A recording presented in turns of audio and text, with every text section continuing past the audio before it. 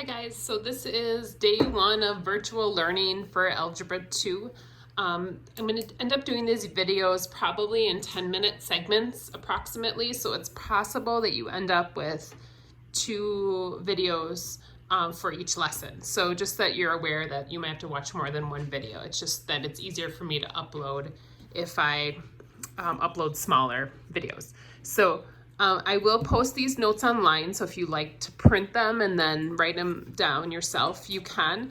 Otherwise, you can also just write this on loose leaf, but I really suggest you guys take notes, pause as needed, so that you are able to follow along and make sure you're getting this all squared away here. So So we will start here with our warm-up question. And this is typically going to be our format, is I'll just do notes with you guys. Feel free to shoot me an email if you have questions. So our multiplying fractions here, just reminding us how to multiply fractions without a calculator. So in a problem like this, one of the things I really like to do is cross cancel, because I don't want to have to multiply 15 by 8.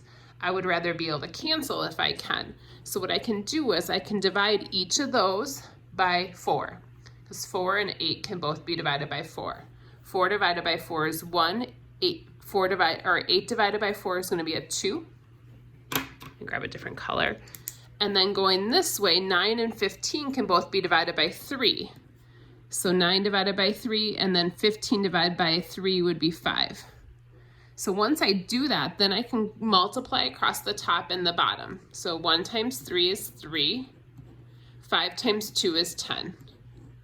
Now, if you said that you did not want to do that cross-canceling thing, you could have multiplied it the way it was. So you could have multiplied 9 times 4, which is 36, and then 15 times 8, which is 120, and then you'd have to simplify. And you can divide these each by 12, which gives us the same answer. I like cross-canceling, so I didn't have to grab like a calculator to multiply those bigger numbers together. So that's multiplying fractions. Now dividing fractions, you might have forgotten how to do that. So when you divide fractions, you actually don't ever really divide fractions. What you do instead is you multiply by the reciprocal. So you keep it, switch it, flip. So 8 over 21 stays, but then we change it to multiplication and we flip this over, and it just becomes a multiplication problem. So keep, switch, flip. So division, you really don't divide fractions, you just multiply by the reciprocal. So again, I can do some cross canceling here. So I can cancel or simplify these each by 2. I can simplify these each by 3. And then I can just multiply. 4 times 3 is 12. 7 times 5 is 35. And again, a lot easier numbers to work with than if I hadn't cross-canceled. And then this last one here is just a big division problem. So the fact it's written this way, it's really the same thing as if I wrote this. So it's just a fancy way to write that. So again, it's division, so I'm going to keep, switch, flip. So I'm going to flip this over. The 16 over 3 stays. Then I change it to multiplication, 9 over 14.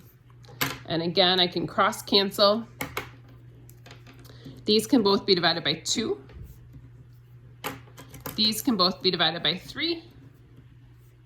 And then I just multiply. 8 times 3 is 24.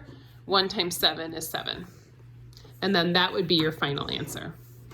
So this is just a big division problem that we switched to multiplication again. So with fractions, it's okay to do all this canceling if it's multiplication. This rule doesn't work though if it's addition. So let me show you guys a quick example of what I'm talking about. So if I have 5 times 3 over 3 times 2, I can cancel these because they're the same on the top and bottom. So this is 5 over 2. Now we want to double check that that makes sense. 5 times 3 would be 15. 3 times 2 would be 6. 15 over 6 is the same thing as 5 over 2. I just divide them each by 3. So it's okay to cancel with multiplication. What's not okay to do is to cancel with addition. I'll show you guys what I mean. So if you follow this same rule with addition, you say, oh, there's a 3 on the top and bottom, I'm going to cancel those out. So I'll show you guys what happens here. So if I cancel the 3 out, so don't do this, but I'm just trying to. So if I cancel these 3's, I get 5/2. However, if I check the addition, 5 plus 3 would be 8. 3 plus 2 would be 6. If I simplify that, 8/6 becomes, divide by 2, 4/3. These two are not the same. So clearly we can't cancel with addition, but we can with multiplication. So there's 2 different rules here. So in order to do the canceling, it must be the multiplication between it. So you can't cancel with addition and subtraction. And that'll come up on the problems down here that I'll mention that. You guys are getting a little insight to my pajama pants. Sorry. I got Brewer's pajama pants on still. So in these problems, we've done problems like this already. These are like our exponent rules that we learned the last few sections, or the last few chapters we've been doing. So we can do cross canceling, or we can multiply the way it is. Remember with these, I can always multiply this as a big fraction. So this would be like 24x to the second over 16 times 9, which is 144 x to the second. Now the x to the seconds are the same, so they would cancel, and then I would just have to simplify 24 over 144. And again, I don't really like working with that big of numbers. I think I can divide them by 12. I'm realizing I probably can divide by more than that. So this actually becomes 1/6. So this is one way to do this problem. Another way would have been is if I did some cross canceling first.